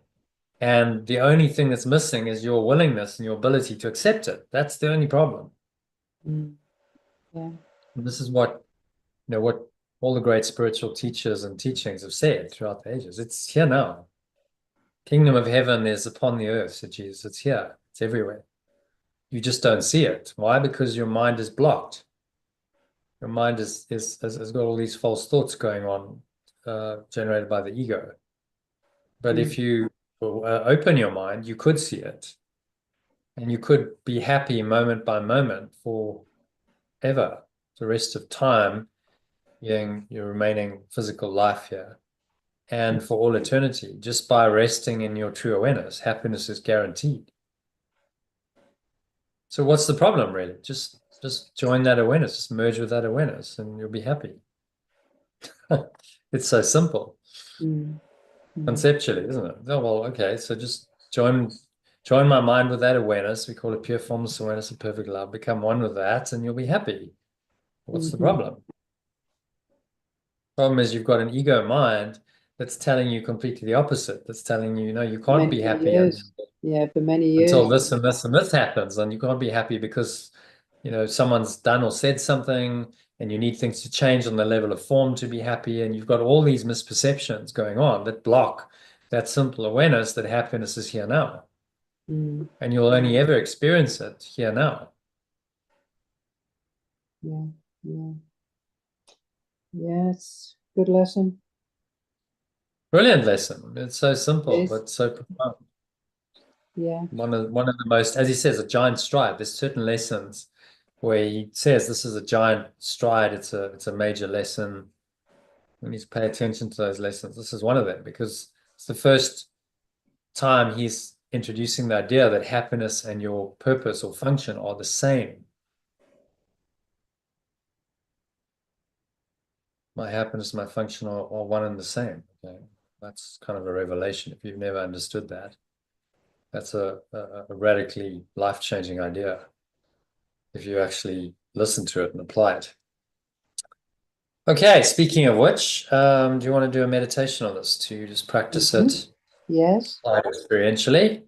Yeah. Close out the session on a peaceful note, which will set you up for hopefully a peaceful sleep. Yes. So, okay, I should mute. Yeah.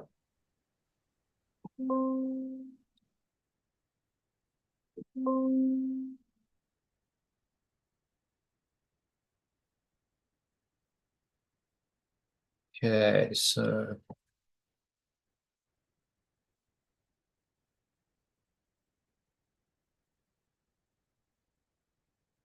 this is a meditation on today's workbook lesson 66. Tells us that our happiness and our function are one and the same thing. So to practice it, just sitting comfortably, your feet shoulder width apart, your back straight. Cup your hands in your lap, close your eyes. And start off with a nice deep breath in through the nose. So you're breathing in and you're noticing how the stomach rises and the chest rises. And the subtle flow of air in through the nostrils. Clench the sphincter muscle to lock the energy in. Draw the energy up the spine. Into your heart center. Draw it up into the crown of your head.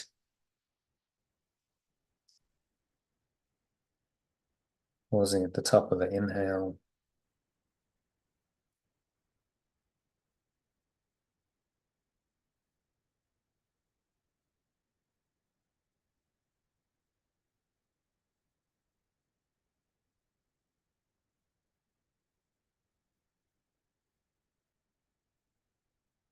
So just begin by reviewing these thoughts. Say to yourself that God or pure formless awareness of perfect love gives me only happiness. It has given me my function. Therefore, my function must be happiness. Just breathe in again on the truth of this. The inhale, you can embrace, accept into your awareness this fundamental truth that he's teaching us. Your function must be happiness because of the two premises on which that conclusion rests, that pure formless awareness of perfect love gives you only happiness and that it is giving you your function. Try to understand the logic in this sequence, even if you don't fully accept the conclusion yet. As he says, it's only if the first two thoughts are wrong that the conclusion could be false. Therefore, let us consider these premises, the first two thoughts, as we practice. So just exhale. Have a sense of letting go of your own judgments, expectations, ideas about happiness. This is calling on us to fundamentally let these things go. Blow them away with the breeze of your breath into the nothingness that they really are.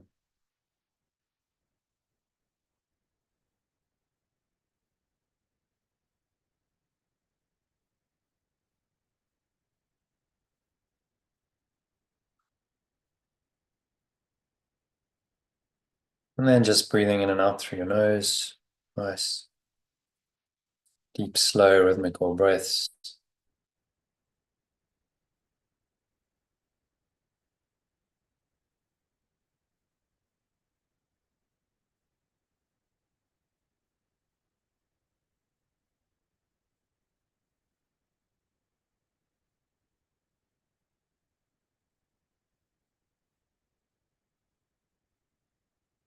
The first premise is that God or pure formless awareness of perfect love gives you only happiness. This could be false, of course, but to be false, it is necessary to define God or pure formless awareness of perfect love as something it is not. Perfect love cannot give evil. What is not happiness is evil.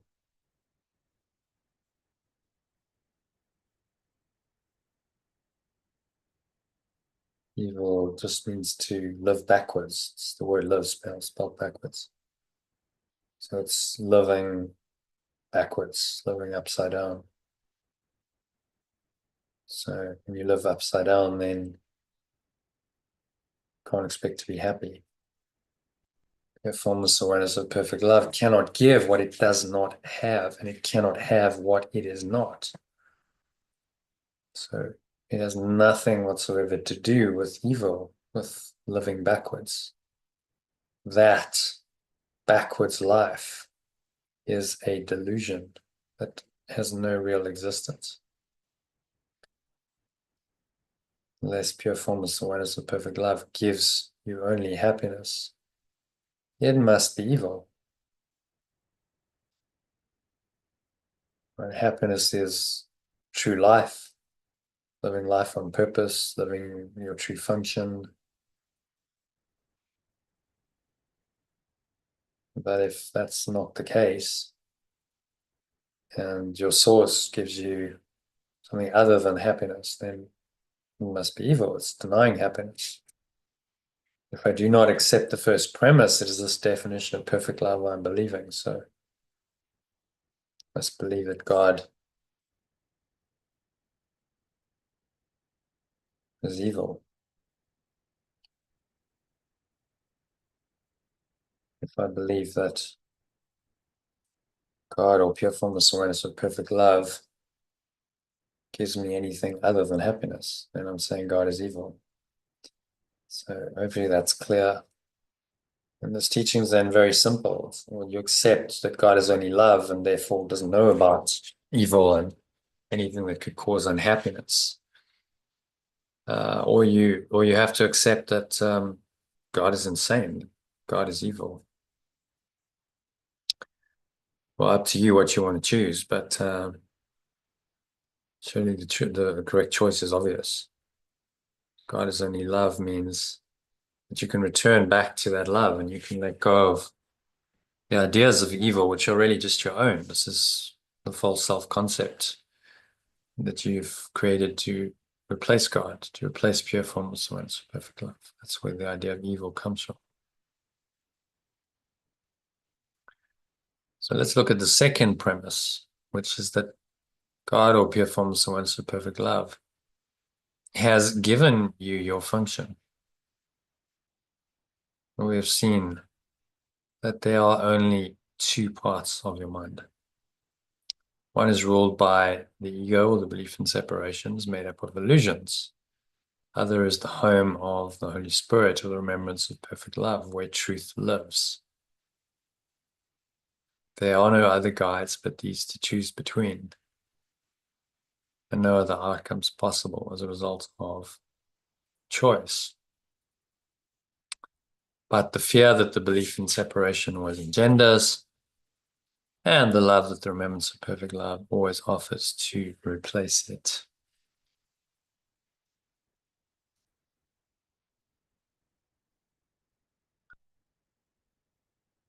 Therefore, it must be that my function is established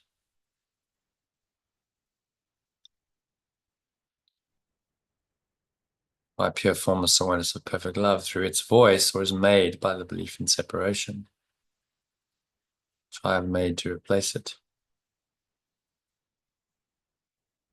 which is true. Unless pure formless awareness of perfect love gives my function to me, it must be the gift of the belief in separation. Does this belief really have gifts to give, being itself an illusion and offering only the illusion of gifts? Ask yourself that question.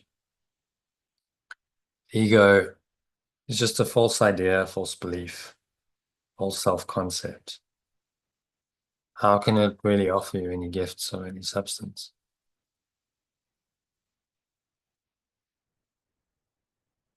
Because source is false, then so must all of its projections or extensions be false too. So all the apparent gifts of the ego become illusions of gifts.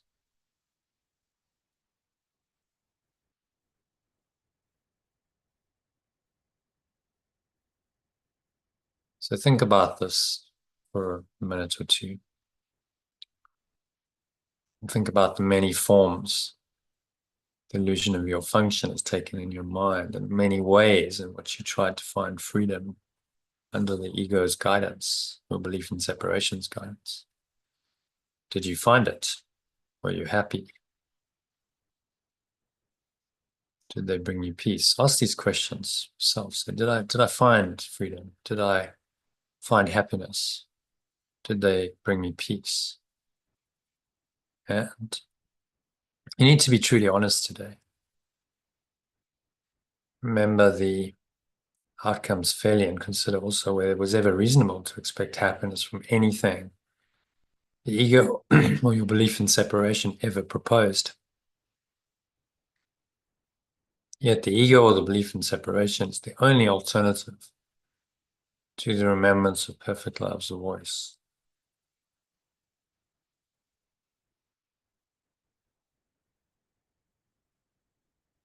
So just contemplate all of this. It's very simple. You should just remind us that there is only one way, there's only one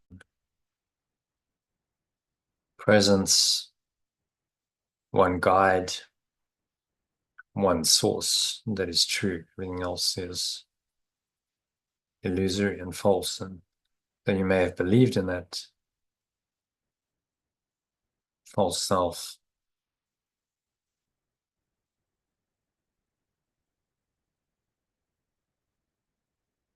Nevertheless, it doesn't deny the fact that that self, the true self, is still there, true reality is still there, peace is still there.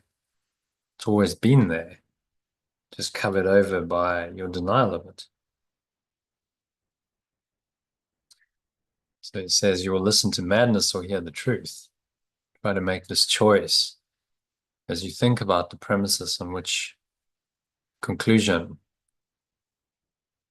that God or pure form of someone's perfect love gives you only happiness.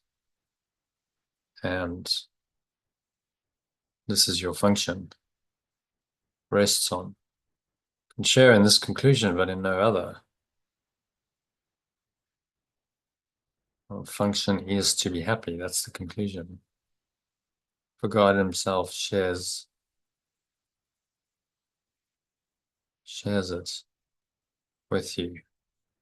Today's idea is just another giant stride in the perception of the same as the same. And the different is different. On one side stand all illusions, and all truth stands on the other. Try to realize today that only the truth is true.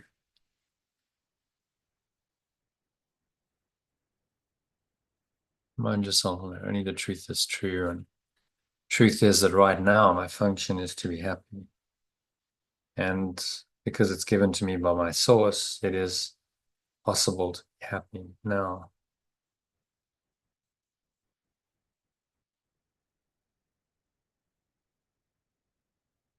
So just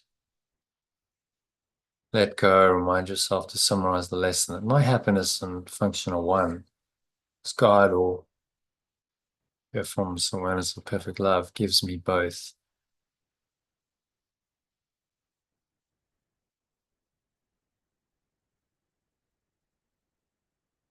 And then sink into this function and this happiness. Go beyond ideas and concepts and beliefs. Give yourself permission to do that for the next couple of minutes. Just going to experience the happiness this lesson points us to.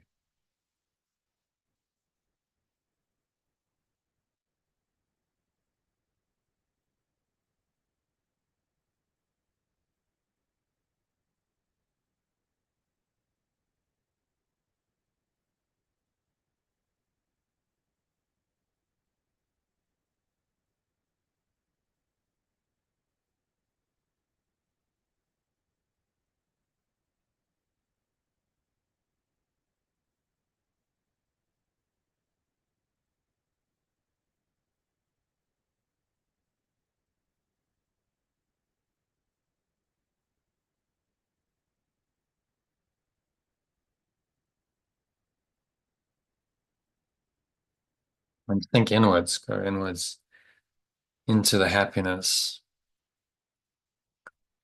that your function offers you. Not sometime in the future or the past, but right now.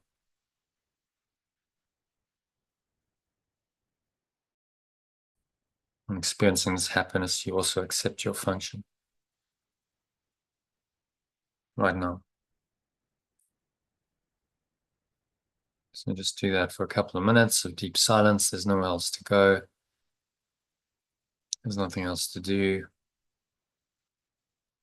Nothing else to think about.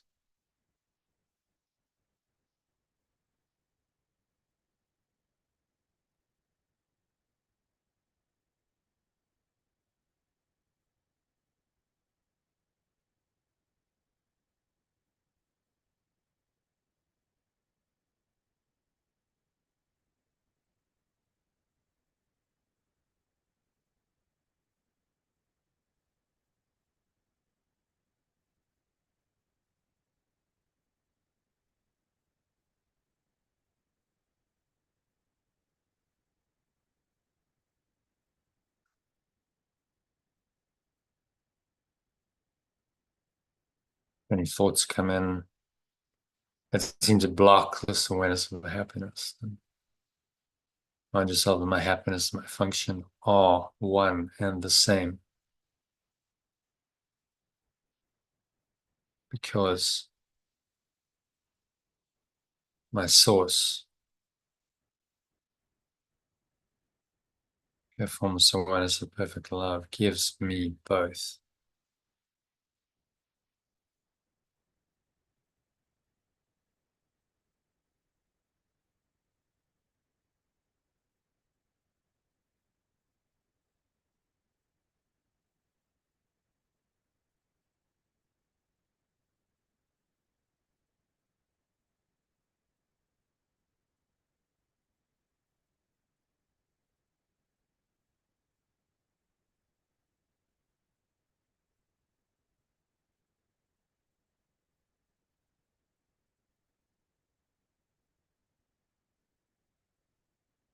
Experience this happiness.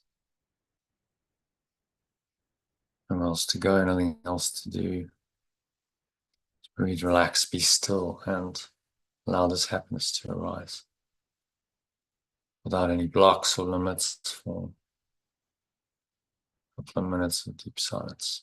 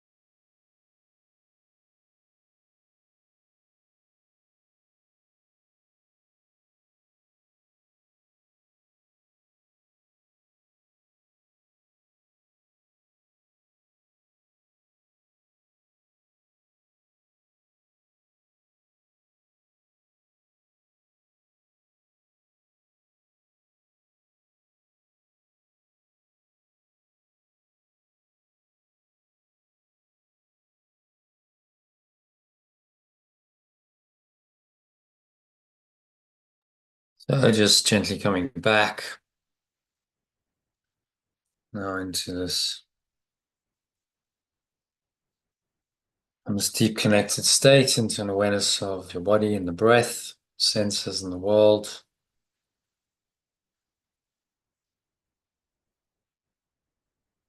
And on the count of 3, you're going to open your eyes. So 1, just breathing in. Noticing how the stomach rises and the chest rises. Subtle flow of air in through the nostrils. Pausing at the top of the inhale. Smile. Remind yourself of the key idea for today, that my happiness, my function are one and the same, because God, or pure formless awareness of perfect love, gives me both. Breathe in on that, embrace it on every level, your heart, your mind, very fiber of your being.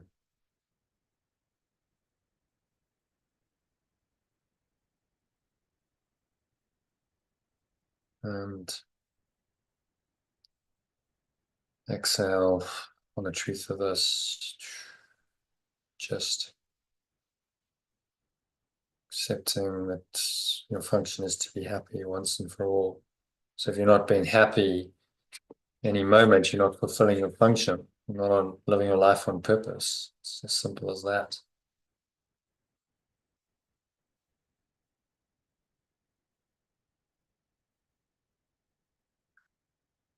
So resolve to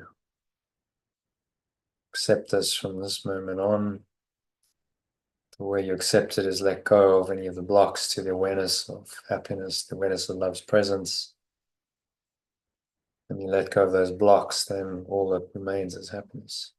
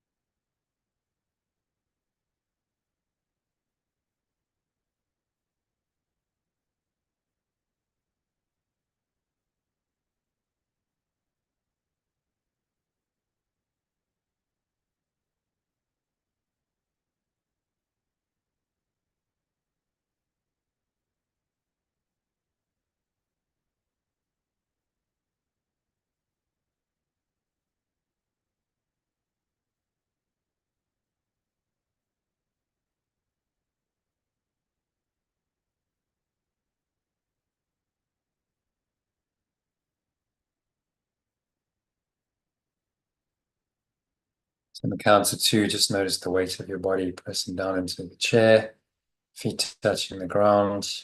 Notice what you're feeling and touching. With your hands, maybe there's a subtle taste in your mouth as you breathe in again. Notice any smell in your nose. Notice what you're hearing in the surrounding environment from this very clear, calm, aware state.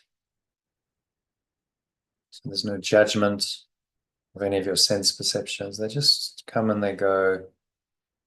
They rise and they subside, and all happens within this pure awareness, which is the source of your happiness. And your only function is to stay in this awareness, and then you'll be happy. It's really what the lesson is saying. So accept that. Remind yourself one more time, my happiness and my function are one and the same, because God, or pure formless awareness of perfect love, gives me both. So it is said, and so it is done. Amen. And now, on the count of 3, open your eyes.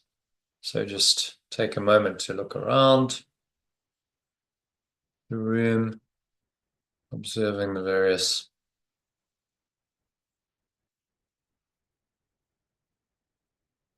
objects, people, whatever's going on, but from this very clear awareness, from the state of happiness.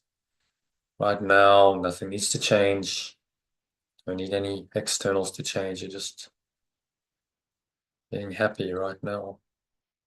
Even though your senses are fully engaged, the state of happiness you hopefully connected with and experienced quite deeply over the last 25 minutes or so is still there, and you can know that experientially. You can carry that with you. This happiness goes with you wherever you go, because your true awareness goes with you wherever you go. And that's my wish for you, to carry this awareness and this happiness with you the rest of the evening and the week ahead. So that brings us to the end of tonight's meditation and session.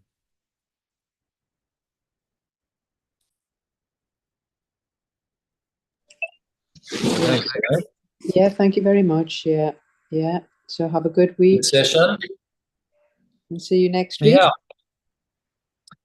Yeah. See you but sometime middle of next week, or Yeah, yeah. Tuesday, Wednesday. Something like that. Wednesday's you. Yeah. Well, Yeah. actually, Wednesday I'm busy next week, but I'll let you know. Yeah. Oh, yeah. Yeah. Yeah. Just message. Yeah. Yeah. Yeah. I'll put it on the group. Yeah. Okay. Stay in flow. Yeah. Namaste. Thanks, Thank you. Elaine. Namaste. Bye. Oh, and by the way, will you send me the Oh, I'll do it in the morning. Yeah. Yeah. because we're at lesson 67 tomorrow, which is what you send me till. So if you can send me the next. Yeah. I will. Yeah. Tomorrow. Yeah. No Thanks so problem. much. Okay. Okay. Namaste. Bye. Stay. Have a nice evening. Okay, so that is a wrap for today. Thank you to Elaine for joining. If you enjoyed that session, why not subscribe to the channel if you haven't already done that? You can also go to lifebuild.com and sign up to receive our daily inspirational quote and some of the material I shared with you, including the daily lesson. I always send out a little breath break or meditation on the lesson, as well as invitations to join these live sessions, all on Telegram. So you need to have Telegram, put in your mobile number, and there you go. You're in the group. And then you'll be notified of these live sessions where you can join. And also go to the masterclass. Launching a new masterclass soon to relaunch the program, Art Letting Go program. So to find out more about that, go to theaolg.com. You can see these links below in the comments box. So just click those links and do what you feel inspired to do. So thanks for watching and listening, and I hope to meet you on the inside. Namaste, which means the truth in me honors that same truth, which is happiness. So the happy self in me honors that same happiness. I'm wishing you much love, peace, and happiness. Bye for now.